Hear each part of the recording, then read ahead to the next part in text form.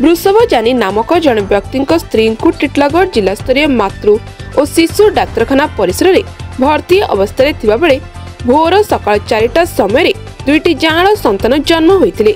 उक्त राधाराणी जानी स्वामी वृषभ जानी तथा तांको संपर्कीय दुतिका भोई और दुई जन्मित शिशु को आंबुलेंस रे बलांगीर स्थानांतर कराଯିबा बेले ऑक्सीजन सिलिंडर फाटी जिबारु गुरुतर भावे अघटन घटिछि।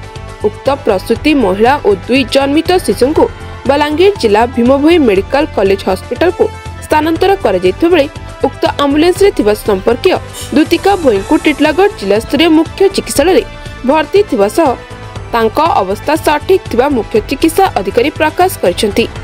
सर वर्तमान टिटलागढ़ रे जेन एक्सीडेंट हेजे माने ऑक्सीजन सिलिंडर फाटी गला से पर आपन काना मत दे ऑक्सीजन सिलिंडर फाटी ऑक्सीजन सिलिंडर मिस होइछि।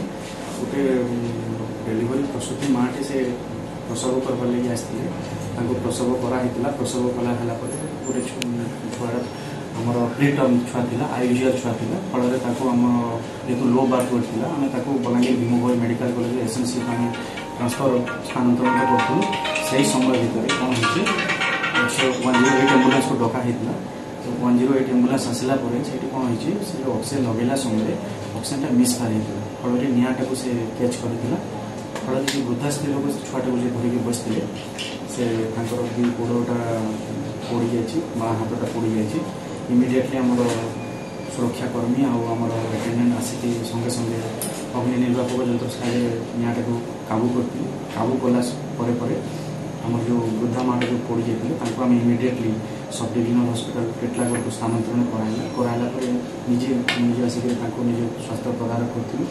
आगे कंडीशन स्टेबल अच्छी स्थिर अच्छी कौन असुविधा नहीं। बहुत जल्दी आम चाहिए से जल्दी आरोग्य लाभ कर। वर्तमान माँ जोड़े जाड़ा शिशु तांकर अवस्था केमती ना जो जांगला शिशु रेफर कराई बलांगीर भीमभोई मेडिकल कॉलेज मार कंडीशन स्टेबल अच्छी किसी असुविधा है। Bureau report ONM news.